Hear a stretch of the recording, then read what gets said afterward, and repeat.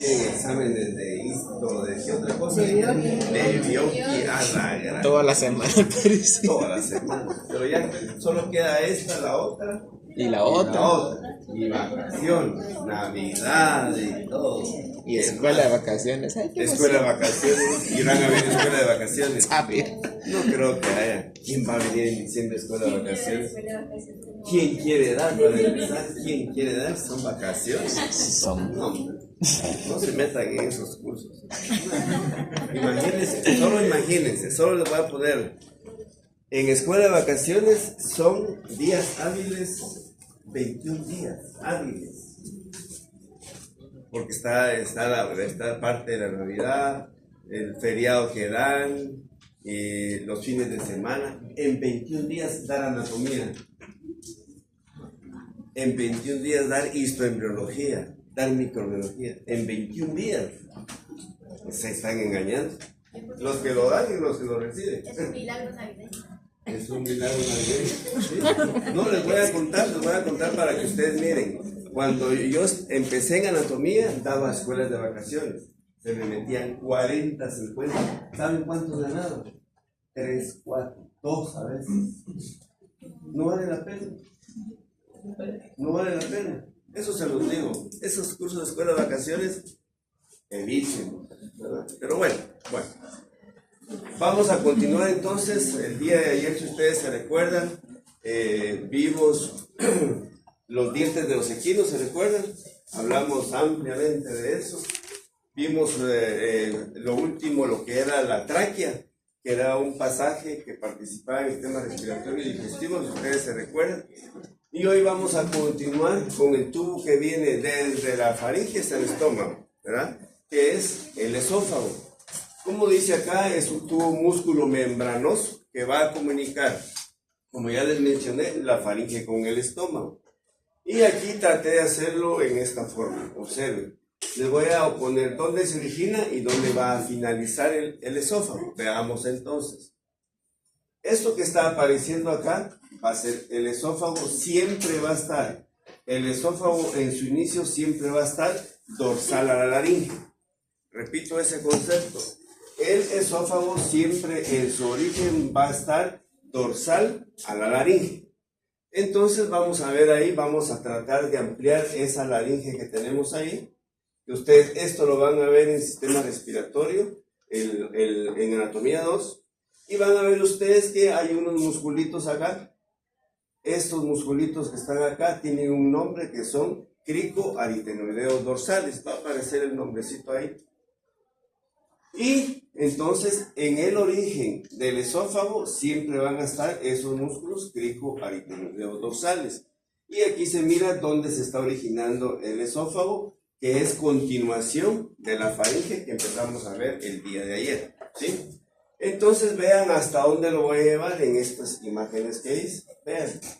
Y lo voy a llevar, tal y como se mira ahí, hasta el cardias. Entonces ya sabemos dónde se origina, ya sabemos dorsal a la laringe, dorsal a unos músculos que reciben el nombre de cricoaritenoideos dorsales. Y ya sabemos que va a ir a finalizar a la parte izquierda del estómago en un agujero o un esfínter, si quieren llamar ustedes, que se conoce con el nombre de cardias. Ya sabemos dónde nace y ya sabemos dónde va a terminar. ¿Cómo se llama ese túbulo músculo membranoso? Es el esófago. Entonces, ya teniendo este principio de dónde se origina y dónde termina, vamos a ver nosotros que cuando hablamos nosotros del esófago, vamos a ver que tiene 3 recorridos principales. Y esos recorridos se van a llamar de acuerdo al lugar donde esté ubicado el esófago. Veamos entonces. Lo vamos a ampliar un poco más. Va a tener un recorrido cervical, como su nombre lo dice, donde están las cervicales. Aquí ya se originó. Luego se viene el recorrido cervical. Luego va a atravesar el tórax. Y por eso se llama un recorrido torácico. Y el más pequeño de los 3 recorridos va a ser el recorrido abdominal, que es únicamente donde va a atravesar el diafragma. ¿Se recuerdan que el diafragma tenía 3 hiatos? ¿Se recuerdan? uno para la vena cava caudal, uno para la aorta y uno para el esófago. Entonces, estos son los tres, hasta con diferente color se los puse. El recorrido cervical, el recorrido torácico y el recorrido abdominal. En esa gráfica que tenemos ahí, tres recorridos principales. Y lo vamos a ver ahí, ya sabemos a dónde va a llegar, al cardias, específicamente a la entrada del estómago, digámoslo así. Bueno, entonces ya sabemos dónde se originó, ya sabemos dónde termina y ya sabemos cuáles son sus tres recorridos principales, ¿sí? Al final del digestivo, cuando terminemos al final, voy a poner una serie de casos clínicos para que vean ustedes cómo sirve todo esto. Pero ahorita vamos a la anatomía. Pero voy a tratar la manera de hacer casi que una clase solo de casos clínicos para que ustedes vean cómo se aplica el sistema digestivo. Bueno, entonces vamos a ver lo mismo, ¿verdad? Exactamente lo mismo. Ahí lo tenemos. Cervical, torácico y abdominal. Los tres recorridos. Ahí lo tenemos de nuevo para que ustedes lo vayan identificando, ¿verdad? Exactamente lo mismo. Ahora bien, vamos a ver nosotros que dependiendo del lugar donde esté, que ya sabemos que es cervical, torácico o abdominal, van a tener algunas relaciones con otras estructuras en particular. Veamos entonces, lo traté de hacer en esta manera. Si nos vamos en primer lugar a lo que es el recorrido cervical, ¿verdad? Aquí vamos a tener estos musculitos que están apareciendo ahí, que son los hipoaxiales. Los acabamos de ver, esos músculos hipoaxiales, ahí van a aparecer, observen, son tres. Tenemos el primero, largo de la cabeza, salud, Luis, largo del cuello y el escaleno. Es la relación que va a tener el esófago cervical, en primer lugar entonces los músculos hipoaxiales, que ustedes ya lo vieron en el laboratorio. Pero además de esa relación, vamos a ver por ahí que va a aparecer, los quitamos de su lugar, y va a aparecer por ahí una glándula que es la glándula tiroides. Es otra relación del esófago cervical. Entonces, músculos hipoaxiales en primer lugar. En segundo lugar, la glándula tiroides, que van a ver ustedes que tiene una gran importancia en muchos pacientes que son hipertiroideos, otros que son hipotiroideos. Y es pequeñita. En los gatos, esto como es lo importante, saber dónde está localizada, ¿verdad? Y se localiza en la base de lo que es la laringe. Ahí está ubicada. Exacto, yo lo traté de hacer en esta forma. Bueno, entonces llevamos la tiroides, los músculos, además los hipoaxiales, pero además, vamos a ver por ahí, observen que hay otra relación y va a ser la arteria carótida izquierda. Es otra de las relaciones, lo traté de hacer en esta forma, la arteria carótida izquierda, pero también está el nervio vago simpático y también está la tráquea. Ahí va la tráquea, observen, aquí vienen sus anillitos, observen, miren los anillos de la tráquea, y aquí lo traté de hacer en esta manera. Entonces, los hipoaxiales, la glándula tiroides, el nervio simpático izquierdo, nervio vago simpático izquierdo, tenemos la carótida izquierda y tenemos también la tráquea. Son las relaciones del esófago, ¿a qué nivel? A nivel cervical. Entonces vean lo importante que es saber el esófago, vean. Viene primero dorsal, se continúa hacia la derecha y después se hace a la izquierda. ¿Para qué? Para entrar a la cavidad torácica, que es lo que tenemos a este nivel. Bueno, esas van a ser las relaciones del esófago cervical. Pero vamos a ver más adelante que así como tiene relación el esófago cervical, también vamos a ver que el esófago torácico va a tener relaciones. ¿Cuáles van a ser las relaciones? Esto que viene aquí que se llama arco aórtico. ¿Qué es el arco aórtico? Es una estructura vascular grande que es el origen, digamos así, de la arteria aorta. Vean, es grandísimo y va a salir ¿de qué ventrículo? Del ventrículo izquierdo del corazón. Entonces, es la primera relación de este esófago torácico. Pero además, también viene el nervio vagosimpático izquierdo. También tiene relación. Y por otro lado tenemos ahí, además, las venas ácigos. Las venas ácigos son aquellas que van a recoger la sangre de toda la cavidad torácica y la van a llegar al atrio derecho del corazón. Entonces son las tres partes principales cuando hablamos nosotros del esófago torácico: arco aórtico, las venas ácigos y además el nervio simpático izquierdo, vago principalmente. Bueno, entonces estamos viendo que dependiendo del lugar donde esté ese esófago tiene diferentes relaciones. Y por último vamos a ver ahí el esófago abdominal. ¿Con qué se va a relacionar? Con el diafragma, que ustedes ya lo conocen, ¿sí? Y además vamos a ver que va a llegar a lo que es el hígado, ¿verdad? Atraviesa el hígado, el diafragma, y va a llegar a lo que es el cardias. Son los tres recorridos principales en cuanto a las relaciones que tiene el esófago como tal. Bien, esto es lo mismo, ¿verdad? Exactamente lo mismo con otro esquema. Vean, entonces, de los tres para ustedes, ¿cuál es el de mayor tamaño? El cervical.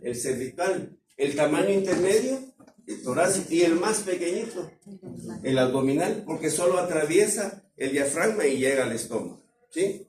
Entonces, tenemos otro esquema donde se puede ver perfectamente lo que es el esófago. Ahí lo tenemos. Lo que puse acá es el cardias, ¿verdad? Que es la primera porción del estómago simple, en este caso de un equino. El hiato esofágico ya sabemos que es parte del diafragma, ¿verdad? Eso ya lo vimos. Aquí tenemos otro para que ustedes lo puedan ver en diferentes formas, los tres recorridos. Y esto ya es de laboratorio. Esto es de laboratorio para que vayamos viendo. Esto es craneal, esto es caudal, para que no nos perdamos. Entonces, ahí tenemos el primer recorrido. Vean, ese es entonces el recorrido cervical. Aquí está la tráquea, aquí está la laringe. Entonces viene en los músculos cricoaritenoideos dorsales, dorsal, viene, se continúa y llega hasta la entrada de lo que es el tórax. Luego, vamos a ver ahí la otra porción. Vean, ahí lo tenemos, se nota perfectamente dónde está el recorrido cervical del esófago. Pero además, ya entra a la cavidad torácica. Lo traté de hacer en esta forma, lo traté de hacer así, y vamos a ver entonces acá tenemos el recorrido torácico. Vean, aquí se mira perfectamente el arco aórtico, que ustedes lo van a ver ustedes, observen, en lo que es el corazón. Cuando vean circulatorio, van a ver lo complejo que es el corazón. Ahí tenemos el arco aórtico. Entonces, este va a ser el recorrido torácico. Y el más pequeñito es el que va a atravesar. Vean, ahí está el diafragma. Lo va a atravesar por completo. Vamos a ver el tamaño que tiene. Ahí está el diafragma. Y ese es el recorrido. Vean el recorrido abdominal tan pequeñito que es. Solo es esta pequeña porción. Aquí atravesó el diafragma. Esto llega al cardias, que es la primera parte del estómago. ¿Sí? Bien. Y eso es el tercer recorrido. Bien sencillo entonces, cuando hablamos de esófago, recorrido cervical, recorrido torácico y el recorrido abdominal. Bien sencillo. Esto es de laboratorio, fotografías que tenemos ahí. Y esto pues ya lo saben ustedes, solo un pequeño recordatorio de lo que ya les acabo de mencionar. El esófago atravesando lo que es el diafragma, ¿verdad? Específicamente este músculo que... ¿Cómo clasifican ustedes a este músculo del diafragma? ¿Cómo lo clasifican? ¿Cómo lo clasifican de acuerdo a todo lo que hemos visto? Abdominal, torácico, ¿cómo? Epiaxial, hipoaxial, ¿cómo lo clasifican?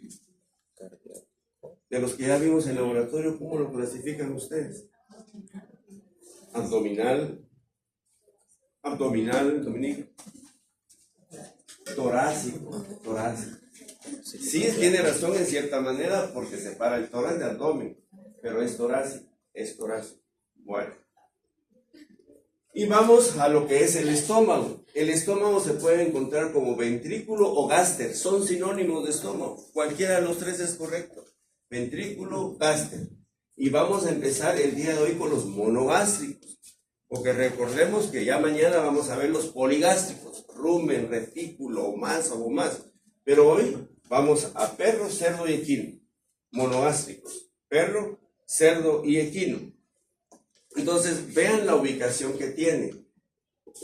Es en una forma transversal al plano medio. Está transversal al plano medio. Vean, aquí viene el recorrido cervical, pasa el torácico. Vean esto. Cuando estamos en el recorrido torácico, atraviesa el mediastino de los pulmones. Quiere decir que pasa en medio de los dos pulmones. Vean, y luego va a atravesar el diafragma para llegar a lo que es el estómago. Pero entonces, ya en esa vista que tenemos ahí del estómago, vamos a ver que para su estudio tiene dos superficies. ¿Cuáles van a ser las dos superficies que tiene el estómago? Hay una superficie craneal y una superficie caudal. ¿A qué se refiere? Observen. Eso que está apareciendo ahí es la superficie parietal, que es la craneal. Y luego tenemos la otra superficie, que es la superficie visceral, que es la caudal. Repito eso. Si estamos hablando de superficies, va a haber una que es más craneal y otra que va a ser más caudal. Quiere decir que la superficie craneal se va a relacionar con el hígado y con el diafragma. Mientras que, como pueden ver ustedes, el nombre de superficie visceral, porque ahí están todas las vísceras. Están los intestinos, está el riñón, está el páncreas, etcétera, etcétera. Entonces, dependiendo de la ubicación que tenemos acá, esto es parietal y esto es visceral. Me dicen si se entienden esas dos superficies. Están claras las dos superficies, una craneal y una caudal. Entonces, dependiendo de donde esté, así son las estructuras anatómicas con las cuales se relacionan. Bueno, dos superficies. Esa va a ser la superficie parietal, ¿verdad? Porque está relacionado con el diafragma y con el hígado. Mientras que todo esto va a ser la superficie visceral, intestino delgado, intestino grueso, tenemos también el riñón, páncreas, etcétera, etcétera. Entonces, dependiendo con las estructuras anatómicas con que se relaciona, ¿es parietal o es visceral? ¿Se entiende eso? ¿Jóvenes? ¿Sí o no? Sí. Bueno. Luego vamos a ver, además, vamos a ver que tiene dos bordes. Tiene un borde dorsal y va a tener también un borde ventral. Repito, un borde dorsal y un borde ventral.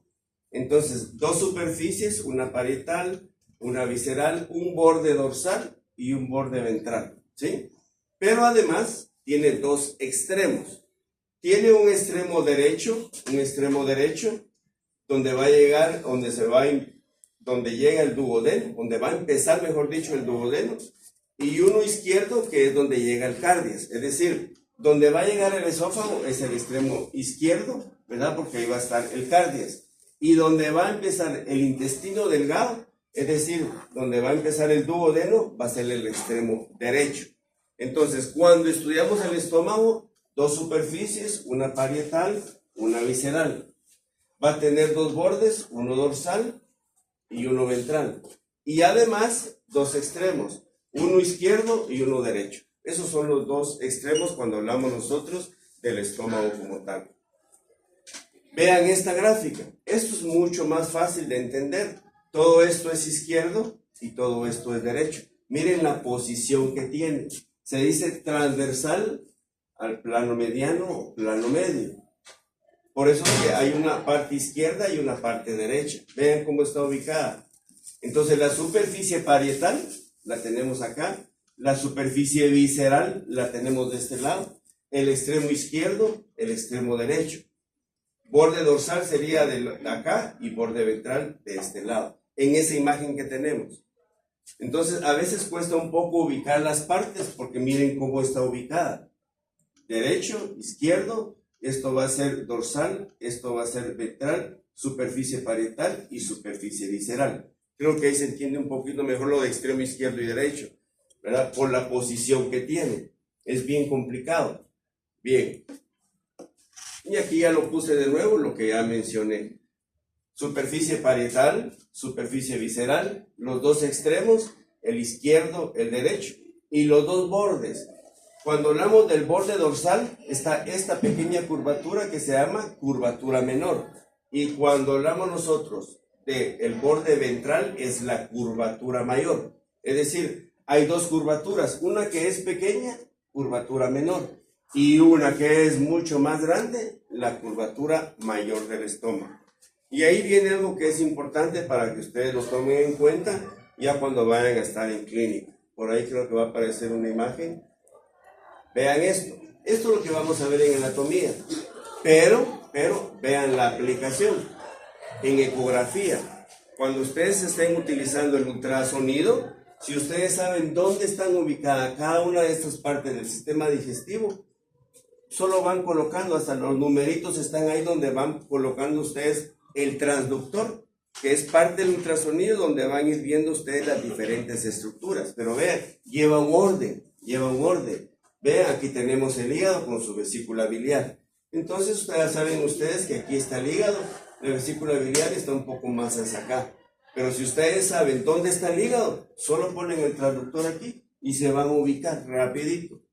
Si es un macho, la próstata siempre va a estar hacia caudal, ¿verdad? Entonces estamos más o menos a este nivel, para que ustedes vayan ubicando. Entonces, ¿a qué voy con eso? Que si nosotros sabemos exactamente dónde están las partes del sistema digestivo, esto no nos cuesta hacer un ultrasonido. Pero si ustedes le dan un ultrasonido, le dan un transductor y le dicen la vejiga urinaria, ¿dónde está la vejiga urinaria? Vienen ustedes y ponen acá. Si les dicen a ustedes busquen los riñones, si vienen ustedes para acá y para acá. Y los intestinos en todo este espacio. Pero debemos de saber esto. Si no, no lo podemos aplicar. Y esto lo van a ver ustedes en clínica. Hay un curso de imagenología. Miran todo lo que es ultrasonido. Pero tienen que saber esto. Tienen que saber dónde están los órganos. Vean el estómago, dónde anda. Está por aquí. ¿Sí? Entonces, este esquema está muy bonito porque nos orienta a nosotros a que si no sabemos dónde están las partes, jamás las vamos a encontrar. Jamás. ¿Está claro esto? Y esta gráfica está muy bonita. Está muy buena porque sí nos dice a nosotros que debemos de saber anatomía. Si no, esto jamás. Jamás. Y cuando está a la par de ustedes el propietario, miren dónde está el par. Y ustedes, ¿y dónde está eso? Vienen ustedes, miren, aquí estamos en tal lugar, les explico. Porque al hacer un ultrasonido, el propietario, el tutor del animal está a la par de usted. Mire, doctor, ¿y eso que se mira ahí qué será? Ay, ¿dónde está mi compañero que le copié para el examen? No está en ese momento, no está. Por eso yo les digo que no sirve de nada sacar 100 en un examen, si no sabemos. Entonces, esta es una de las aplicaciones principales para ultrasonidos. Saber esto. ¿Está claro esto, jóvenes? Bueno. Entonces, sigamos ya con lo que vamos a ver nosotros en anatomía. Para que veamos dónde está ubicado el estómago. Este es el plano mediano, para que nos ubiquemos. Ahí está el estómago. Tenemos el diafragma ya se levantó para poder ver todo lo que está acá. Ahí tenemos el hígado, tenemos el vaso, riñón, aquí tenemos uno de los dos riñones, y las asas intestinales. Todo esto son asas intestinales.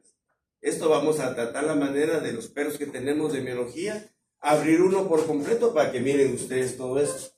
Porque cuando ustedes hagan en patología las necropsias, vienen los doctores y le dicen, mire, ¿y qué es esto? ¿Y qué es esto? Ay, no lo vi en anatomía, lo estamos viendo. Van a ver cuando están haciendo ustedes la necropsia, los doctores llegan y señálenme tal parte. Ustedes tienen que saber esto, saber qué es lo que están haciendo. Y ahí están los olorcitos sabrosos, ¿verdad? Que muchos se quejan de biología, que qué mal olor, van a ver en patología. ¿Qué son las asas intestinales? Las asas son todas las curvaturas que tienen los intestinos delgado y grueso. Esas son asas intestinales. Todas las curvaturas que se van a ver. Entonces, diafragma, hígado, vaso, estómago, riñón y los intestinos. ¿Se entiende esa gráfica ahí? ¿Se entiende? Bueno, entonces veamos ahora lo siguiente. Quitamos o ampliamos un poquito más. Ahí están las dos superficies del estómago, la superficie parietal y ahí tenemos la superficie visceral. Aquí tenemos el hígado y aquí tenemos el diafragma. ¿Para qué superficie?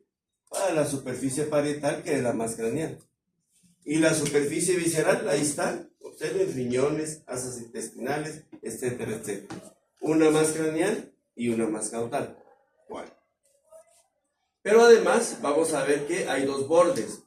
Uno dorsal, que es esta curvatura menor, pequeña, y uno ventral, que es la curvatura mayor, que es todo esto, todo lo que está acá. Entonces repito, hay dos bordes, uno dorsal que es pequeño, curvatura menor. Uno ventral que es más grande, curvatura mayor del estómago. Y además los dos extremos, uno izquierdo, donde siempre va a estar el cardias, y uno derecho, donde siempre va a estar el píloro. Esto a veces lo confunden.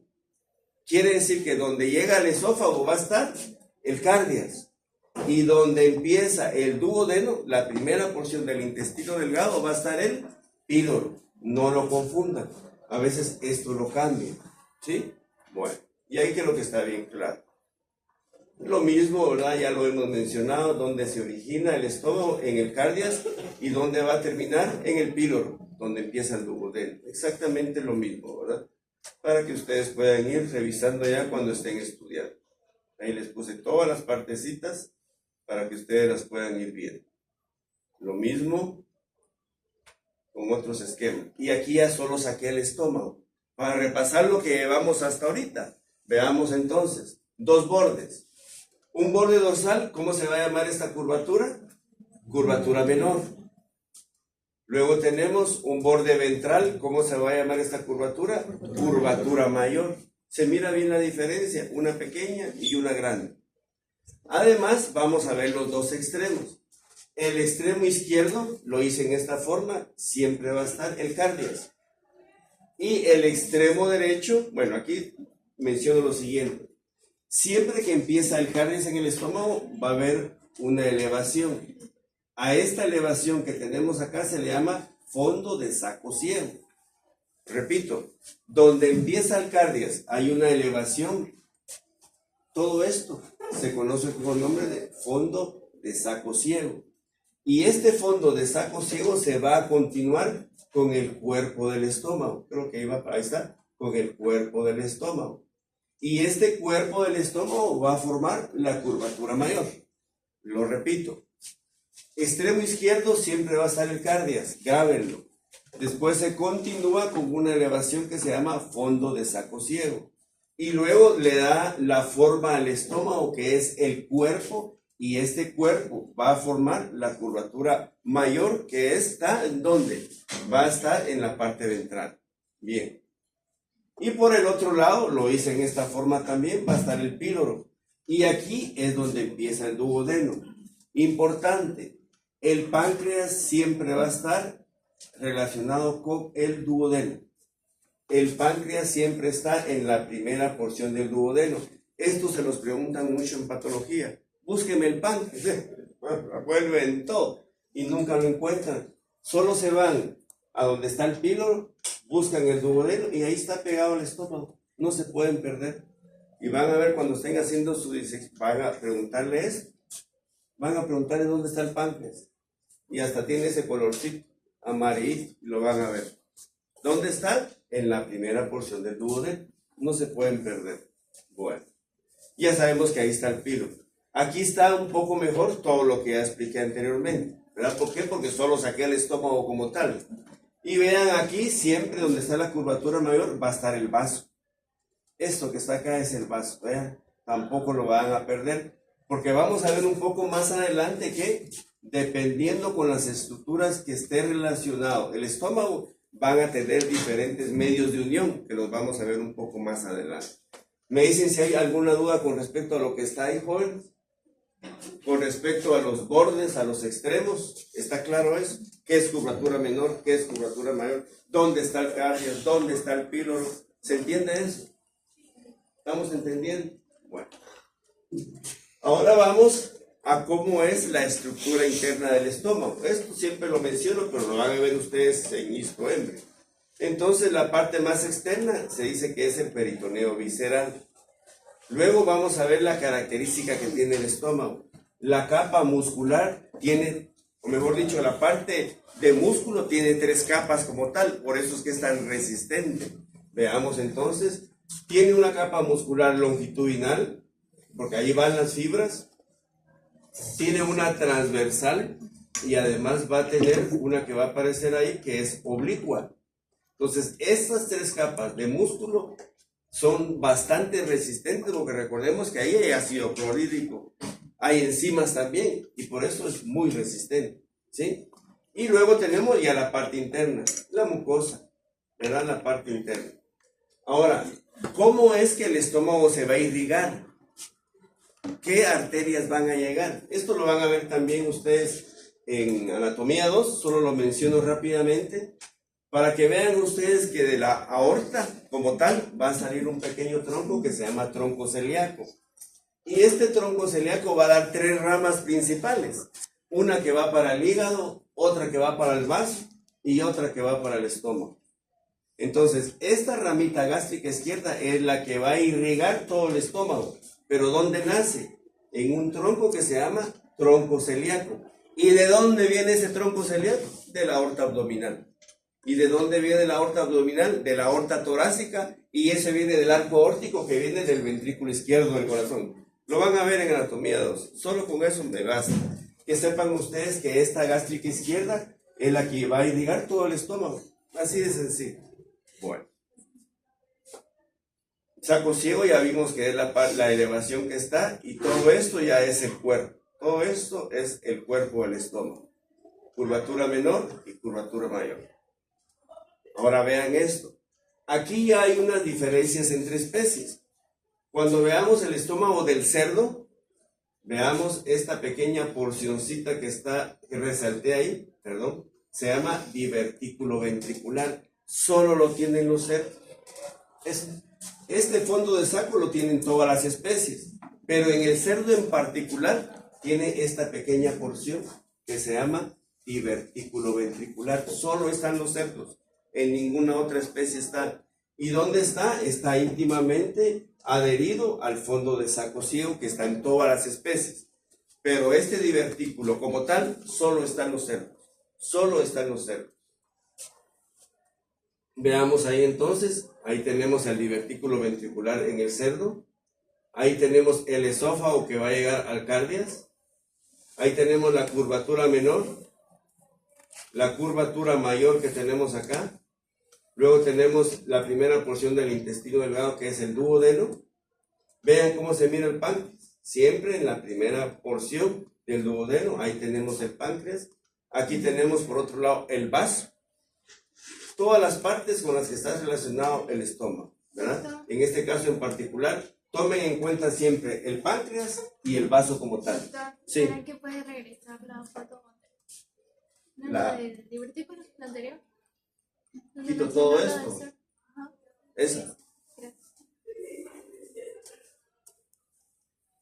¿Ya? ¿Ya? Bueno, sigamos. Bueno, ahora vean esto. Cuando hablamos de los monogástricos, hay una clasificación que es de acuerdo a cómo está distribuida la mucosa del estómago. Esto muchas veces lo confunden. Oigan lo siguiente. Es un estómago simple, pero tiene una mucosa compuesta. ¿A qué se refiere eso? Si ustedes observan aquí, lo que traté de hacer fue lo siguiente. Se dice que en el cerdo y en el equino, vean, todo esto es la mucosa, la parte interna del estómago, va a tener 2 regiones. Una región que se llama región aglandular. ¿A qué se refiere eso de región aglandular? Vean la mucosa del esófago y vean acá la mucosa del esófago. Se introduce en el estómago, vean, y por eso se llama región aglandular. No tiene glándulas, no tiene ninguna función, pero es continuación de la mucosa del esófago. Esto se da en el cerdo y esto se da en el equino. Quiere decir que esa parte de acá y esto de acá se llama región aglandular, no posee glándulas. Pero por otro lado, hay una región glandular, su nombre lo dice, presenta glándulas. Y dependiendo de dónde estén estas glándulas, así es como se llama. Por ejemplo, región cardíaca porque ahí está el cardiac. Región pilórica, porque ahí está el píloro. Y entre las dos hay una región que se llama región del fondo, que es esta otra parte. Entonces, únicamente en cerdo y en equino, la mucosa del esófago se introduce en la mucosa del estómago y a eso se le llama región glandular. Por otro lado, va a tener una región glandular que, dependiendo si está cerca del cardias, se llama cardíaca. Si está cerca del píloro, se llama pilórica. Y la que está entre los dos se llama región del fondo. Esas son las referencias en cuanto al cerdo y al equino. Y son estómagos de monogástricos. Me dicen si se entiende eso. ¿Alguna duda de la región aglandular y la región glandular? Porque vamos a ver ahora el perro y el gato, que hay una diferencia en cuanto a estas dos especies. ¿Sí se entiende eso, joven? Veamos ahora lo que es el perro y el gato. Vean ahí. Aquí solo hay una región que se llama región glandular. Vean, porque miren dónde terminó la mucosa. Vean dónde terminó la mucosa del esófago. No se introdujo a la mucosa del estómago cuando hablamos del esófago. Entonces, en el gato y en el perro, ¿qué vamos a encontrar? Solo una región glandular. Y ahí está, igual cardíaca, igual pilórica, igual la del fondo. Entonces, sí hay diferencia equino cerdo con gato y perro. ¿Qué pasa entonces con el gato y el perro? No va a haber región glandular. Mientras que en el equino y en el cerdo sí existe región glandular y aglandular. Es decir, estos términos se refieren a que presentan o no presentan glándulas. Así de sencillo. ¿Está claro eso? Cerdo, equino, gato y perro. Y siguen siendo estómagos simples. Pero ¿qué es lo que cambia? El interior, la mucosa. ¿Está claro eso, joven? ¿Está claro? Bueno. Ahora, ¿qué sucede en el caso del equino? Ya vimos entonces el cerdo con su divertículo ventricular. ¿Qué pasa en el caso del equino? Veamos.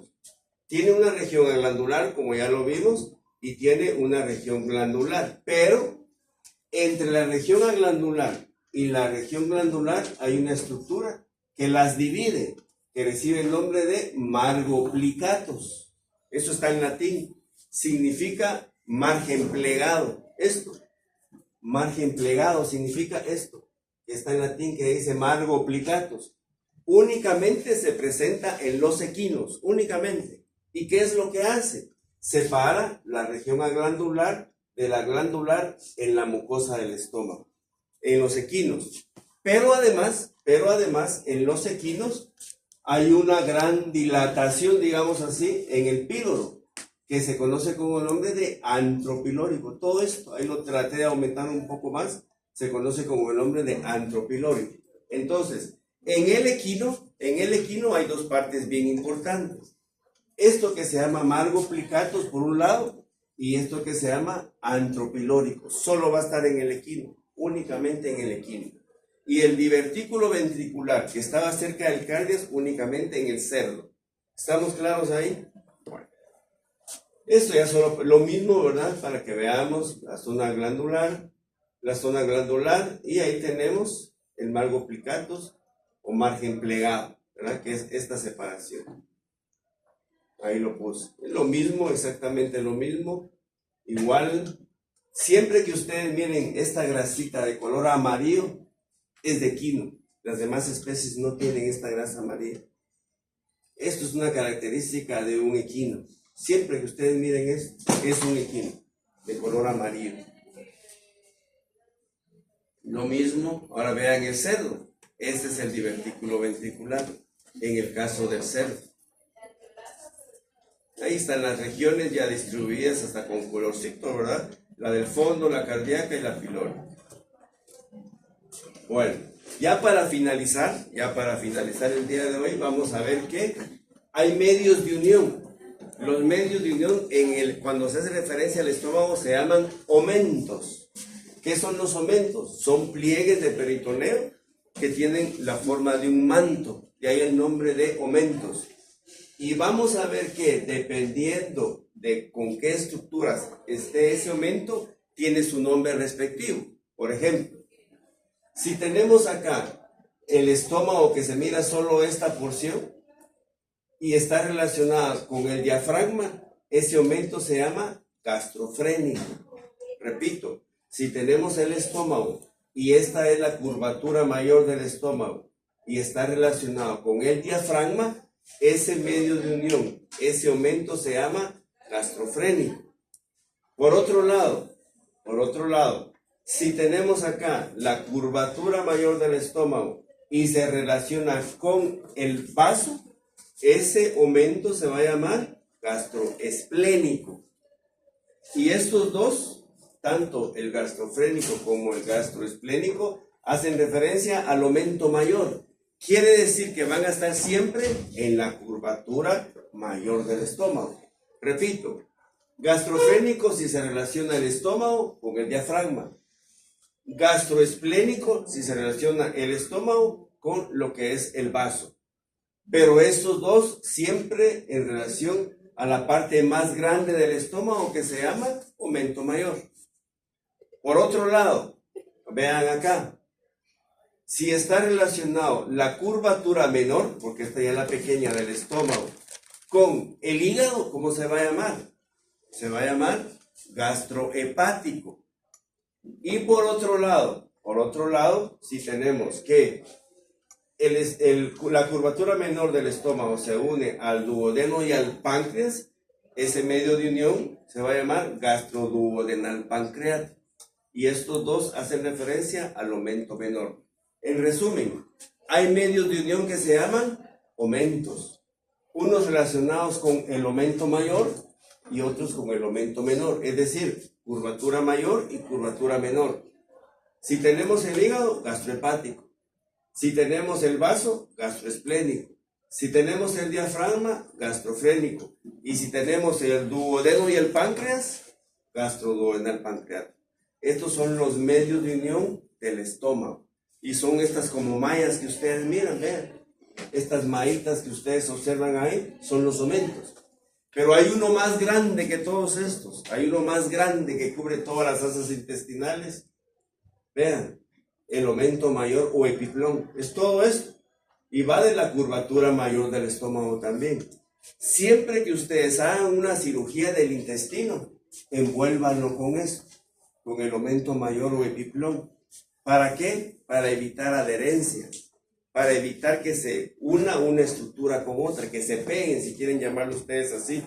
Pero siempre que ustedes hagan, por ejemplo, un cuerpo extraño en el intestino, van a haber puntos de sutura. Entonces, esas partes vienen ustedes y lo envuelven con el aumento y van a evitar las adherencias. O si se adhiere, es al aumento y no pasa nada. Pero si ustedes la dejan libre, ese intestino se puede pegar a otros órganos. Porque recordemos que hay sangre, hay coágulos, y eso sí se adhiere a otros órganos. Por eso es tan importante esta malla que ustedes miran, esa red que ustedes miran ahí, que se llama aumento mayor o epiplón. Tiene su función. Además, es una reserva de energía. Todo esto, los gatos, ¿cómo usan esto cuando dejan de comer? Es una reserva de energía también. Bueno. Ahí está la curvatura mayor, aquí está el hígado. Ahora, ¿cuáles son las relaciones del estómago? Vean, se relaciona con el hígado y se relaciona con el páncreas. Más adelante vamos a ver cómo son las papilas que tiene el duodeno, etcétera, etcétera. Pero los órganos que están más relacionados, el hígado, tenemos aquí el páncreas y también tenemos el vaso. Son los principales órganos que están relacionados directamente con el estómago. Y esto lo dejamos para mañana, porque están estudiando ustedes por ahí. Esto lo dejamos para mañana. Dejemos ahí entonces, seguimos el día de mañana. Bueno, ¿sí? El corto de mañana es de los músculos del miembro pélvico, tórax y abdomen. El de mañana. El de mañana. Bueno. ¿Perdón? Eso lo pongamos.